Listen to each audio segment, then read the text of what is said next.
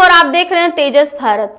पश्चिम बंगाल की मुख्यमंत्री ममता बनर्जी ने कोलकाता में आयोजित अपनी रैली में भारतीय जनता पार्टी यानी कि भाजपा के खिलाफ जमकर हमला बोला। उन्होंने कहा है कि भाजपा चाहे कितनी भी कोशिश कर ले, लेकिन वह 2026 के चुनाव में पश्चिम बंगाल नहीं जीत पाएगी।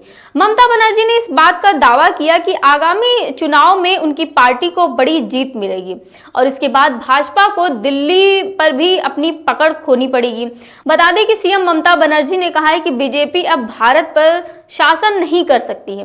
बंगाल जीतने के बाद हमें दिल्ली भी जीतनी होगी। इसके साथ ही ममता ने यह भी कहा है कि उनकी पार्टी के सांसद कल्याण बनर्जी को निर्वाचन आयोग के खिलाफ धरना देने का निर्देश दिया है। बता दें इस रैली के दौरान ममता ने ईडी की कार्यवाही पर भी अपनी प्रतिक्रिया दी है। हाल ही में हाईपैक के कार्यालय पर ईडी के रेड को लेकर ममता ने कहा है कि यह कार्यवाही राजनीतिक उद्देश्य से की गई थी। उन्होंने यह दावा किया कि ईडी के छापे के दौरान उनकी पार्टी की गोपनीयता और संवेदनशील जानकारी चुराने की कोशिश की गई थी।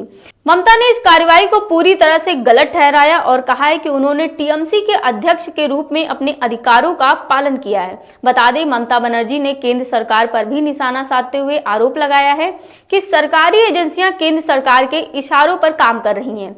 उन्होंने यह भी कहा है कि भाजपा ने कई राज्यों में जबरदस्त सत्ता में आने की कोशिश की है और सत्ता के दम पर चुनाव जीतते हैं। मुख्यमंत्री ममता ने चुनाव आयोग और भाजपा दोनों पर हमला बोला है। उन्होंने दावा किया है कि भाजपा ने महाराष्ट्र, हरियाणा और बिहार के चुनाव में अपनी ताकत का गलत इस्तेमाल किया। ममता ने यह भी पूछा, क्या आपको लगता है कि आप बंगाल में भी इसी तरह कब्जा कर लेंगे?